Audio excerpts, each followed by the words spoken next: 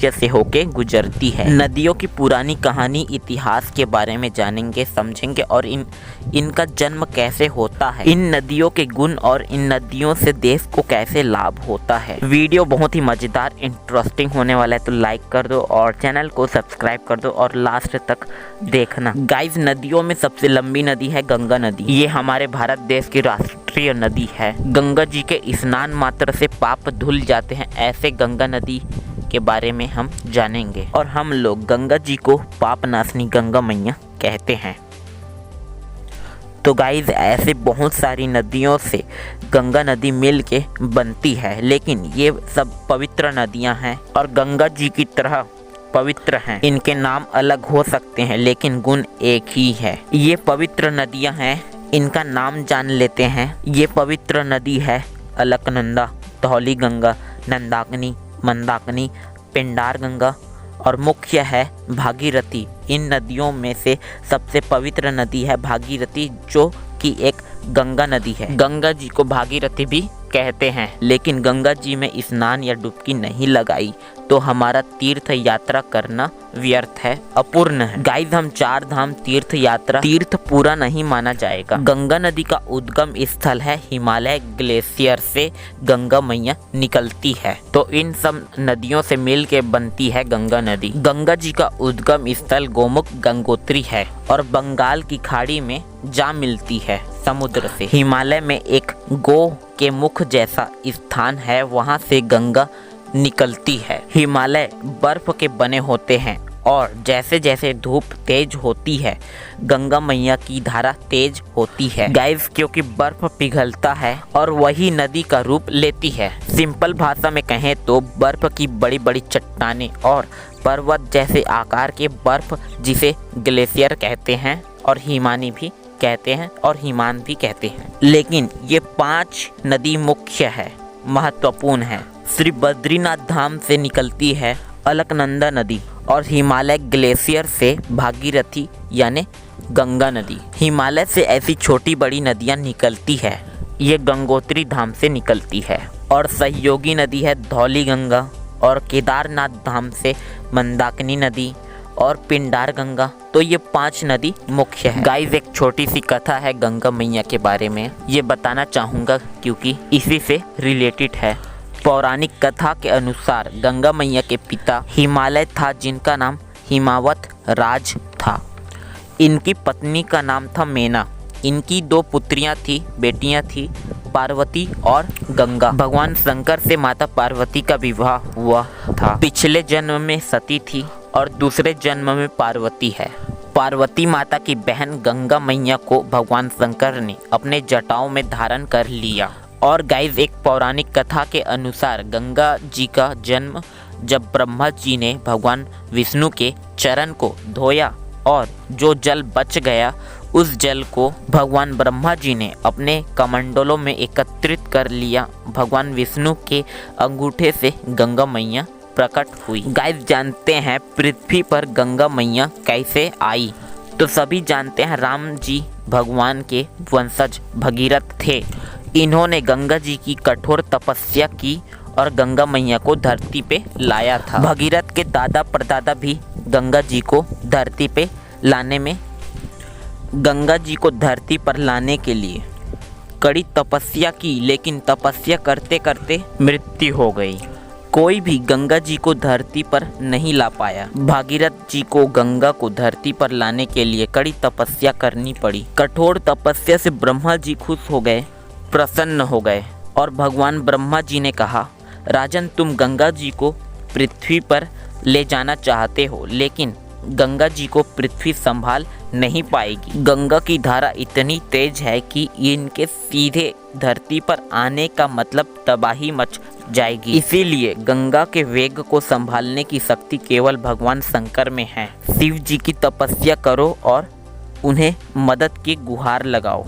Guys, Bhagirathi के पूर्वज गंगा को धरती पर क्यों लाना चाहते थे? भागीरथ के दादा परदादा भी गंगा जी को धरती पर नहीं ला पाए, लेकिन भागीरथी जी ने कड़ी तपस्या से धरती पे गंगा मैया को लाया। भगीरथ के 60,000 पूर्वज को मुक्ति के लिए गंगा मैया को धरती पे लाया। गाइस, प्राचीन काल में एक राजा हुआ करते थे जिनका नाम राजा सगर था। ये भगीरथ के पूर्वज हैं। सगर बहुत शक्तिशाली राजा था। इनके 60,000 पुत्र थे। राजा सगर के अश्वमेध घोड़े को देवताओं के राजा इंद्र ने पकड़ लिया और घोड़े को कपिल मुनि के आश्रम में बांध दिया। उधर अश्वमेध घोड़े की खोज में राजा सगर के 60,000 पुत्र निकल पड़े। जब उन्होंने कपिल मुनि के आश्रम में देखा तो आश्रम में हमला कर दिया। कपिल मुनि बहुत ही क्रोधित हो गए और सगर के 60,000 पुत्रों को जलाकर भस्म कर दिया। सगर के एक और पुत्र था जिसका नाम अंशुमन था। अंशुमन को पता चला इस बारे में तो कपिल मुनि से माफ़ी मांगने लगा और उनके भाइयों के प्रेत योनि से मुक्ति दिलाने की प्रार्थना की कपिल मुनि से। तो कपिल ऋषि ने कहा, गंगा जी के जल से सगर के 60,000 पुत्रों को मुक्ति मिलेगी, इसीलिए गंगा को धरती पे लाना चाहते थे अपने पूर्वजों की आत्मा को प्रेत योनि से मुक्ति दिलाने के लिए। और फिर भगवान शंकर की तपस्या की और भगवान शंकर को प्रसन्न किया। भोले शंकर ने गंगा को अपने जटाओं से होकर धरती पर जाने को कहा। तब राजा भगीरथ को गंगा मैया ने कहा, तुम जहाँ जहाँ जाओगे मैं वहाँ वहाँ आऊँगी, तुम मेरा मार्गदर्शन करो। इस तरह भागीरथ आगे आगे चलने लगा और गंगा मैया पीछे पीछे चलने लगी। तो भागीरथ आगे आगे चलने लगा, इसलिए गंगा नदी का नाम भागीरथी भी है। और गंगा मैया को धरती पे भागीरथ जी ने लाया था, इसीलिए गंगा जी का नाम भागीरथ है। जहाँ जहाँ भागीरथ जी चला वहाँ वहाँ तक भागीरथी नदी कहलाई। तो गाइस, गंगा नदी गोमुख गंगा भारत के उत्तराखंड राज्य के उत्तरकाशी जिले में गंगोत्री ग्लेशियर यानी हिमानी के आखिरी छोर पे ग्लेशियर पिघलता है और पानी बनने के बाद एक जगह इकट्ठा हो जाता है और वहीं से नदी का धार बनना शुरू हो जाता है। यही से भागीरथी नदी कहलाती है। ये हिमालय से निकलने वाली सबसे बड़ी और सबसे लंबी नदी है। और ये भागीरथी क्यों कहलाई ये तो हमने जान चुके, क्योंकि भागीरथी जी ने गंगा को धरती पे लाया था और गंगा ने कहा कि भागीरथ तुम जहाँ जहाँ जाओगे मैं वहाँ वहाँ आऊँगी। तो भागीरथ जहाँ जहाँ चला वहाँ तक भागीरथी नदी कहलाता है गंगा। गाइस, हिंदू धर्म में 16 संस्कार होता है। जो अंतिम संस्कार है जब मनुष्य मर जाता है तब किया जाता है। जन्म से लेकर मरनी तक 16 संस्कार है, जिसमें अंतिम संस्कार है। विधि विधान के साथ नहीं करने पर मनुष्य की आत्मा भटकते रह जाती है। अगर किसी व्यक्ति मर जाए तो उसको दाह संस्कार नहीं करने पर उसकी आत्मा भटकती रहती है। फाल्गु नदी में पिंडदान किया जाता है। हिंदू धर्म में अपने पूर्वजों के लिए पिंडदान करते हैं पितृ पक्ष पे। और गया में पिंडदान करने के लिए गया के फाल्गु नदी बहुत प्रचलित है, फेमस है, क्योंकि यहाँ भगवान श्री राम ने भी पिंडदान किया था अपने पिताजी दशरथ को, और इसलिए यहाँ देश विदेश से पिंडदान करने आते हैं। माता सीता ने जब वनवास के समय राजा दशरथ को पिंडदान दिया था इस फाल्गु नदी पे। राम जी और लक्ष्मण वहाँ नहीं थे, आवश्यक सामग्री लेने गए थे, इसलिए माता सीता ने पिंडदान कर दिया और पिंडदान में देरी हो रही थी। राम जी और लक्ष्मण जी आए। माता सीता से राम जी ने पूछा तो माता सीता ने मैंने पिंडदान कर दिया, ये नदी साक्षी है। तब भगवान राम ने फाल्गु नदी से पूछा तो फाल्गु नदी ने झूठ बोल दिया, पिंडदान नहीं दिया। फिर गाय से पूछा माता सीता ने तो गाय ने भी झूठ बोल दिया। फिर तुलसी से पूछा तो तुलसी के पौधा ने भी झूठ बोल दिया। और वहाँ ब्राह्मण था, ब्राह्मण ने भी झूठ बोल दिया। आखिर में वट वृक्ष से माता सीता ने पूछा तो उसने सही सही जवाब दिया कि पिंडदान दे दिया गया है फाल्गु नदी पे।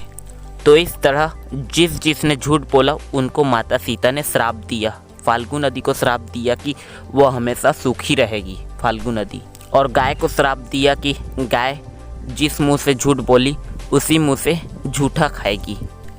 और तुलसी के पौधा को श्राप दिया कि गया के भूमि में तुलसी का पौधा नहीं उगेगा। और ब्राह्मण को श्राप दिया कि वो दरिद्र रहेगा। और वट वृक्ष ने सही बोला तो उसको अमरता का वरदान दे दिया माता सीता ने। गया के भूमि में अब भी मिल जाते हैं वट वृक्ष, कई हजारों सालों पुराने। गाइस, गंगा जी की महिमा तो बहुत है। हर साल लाखों करोड़ों श्रद्धालु भक्त जन आते हैं और अपने पापों को गंगा जी में विसर्जित करते हैं, अपने पाप धोते हैं। गंगोत्री गोमुख से निकलती है और इसे देखने लोग 20 किलोमीटर से पैदल आते हैं और यहाँ बहुत खतरा होता है। रास्ते में कभी भी लैंडस्लाइड हो सकती है। पहाड़ों से बड़े बड़े पत्थर रास्ते पे गिरता है। हिमालय के पहाड़ों पर बड़े बड़े पत्थर पहाड़ पे टिके होते हैं। ये कभी भी गिर सकता है और बारिश होने पर ये आसानी से गिर जाता है, क्योंकि जहाँ पत्थर है वहाँ बारिश होने पर मिट्टी गीली हो जाती है और मिट्टी धंसने लगता है और पत्थर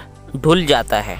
तो यहाँ जो यात्री आते हैं वो बहुत ध्यान से आते हैं, बहुत संभल के आते हैं और उनको कभी कुछ नहीं होता। ग्लेशियर गंगोत्री से देवप्रयाग से पहले भागीरथी कहलाती है, उसके बाद अलकनंदा नदी में मिल जाती है देवप्रयाग में। गाइस, उत्तराखंड में 5 प्रयाग हैं। जहाँ 2 नदियों से ज़्यादा नदी आपस में मिलती है वहाँ प्रयाग कहलाती है। ये 5 प्रयाग बहुत ही पवित्र हैं, जहाँ स्नान करने से पाप और श्राप से मुक्ति मिल जाती है। गंगा जी का जल पी लेने से मन पवित्र हो जाता है, मन साफ हो जाता है, मन पावन हो जाता है। तो सबसे बड़ा प्रयाग है प्रयागराज इलाहाबाद, जिसका नाम इलाहाबाद से प्रयागराज हो गया है। और प्रयागराज में 3 नदियां मिलती है, यमुना, गंगा और सरस्वती, इसलिए इस स्थान को प्रयागराज कहते हैं। तो गाइस, उत्तराखंड में 5 प्रयाग हैं। ये पवित्र स्थान है जहाँ पर नदियों का संगम हुआ है। हिंदू धर्म में बहुत धार्मिक स्थान माना जाता है, ये पवित्र स्थान है। तो गाइस, बद्रीनाथ से अलकनंदा नदी निकलती है और आगे बढ़ती है और धौली गंगा अलकनंदा से मिल जाती है और विष्णु प्रयाग कहलाती है। अलकनंदा नदी की गहराई ज़्यादा है, इसलिए अलकनंदा नदी में धौली गंगा मिल गई। अलकनंदा नदी आगे बढ़ गई और एक और पवित्र नदी है नंदाकिनी, अलकनंदा में मिल गई और नंद प्रयाग कहलाई। उसके बाद पिंडार गंगा अलकनंदा में मिल गई, तो ये कर्ण प्रयाग कहलाया। उसके बाद केदारनाथ धाम से मंदाकिनी नदी अलकनंदा में मिल गई, ये रुद्र प्रयाग कहलाया।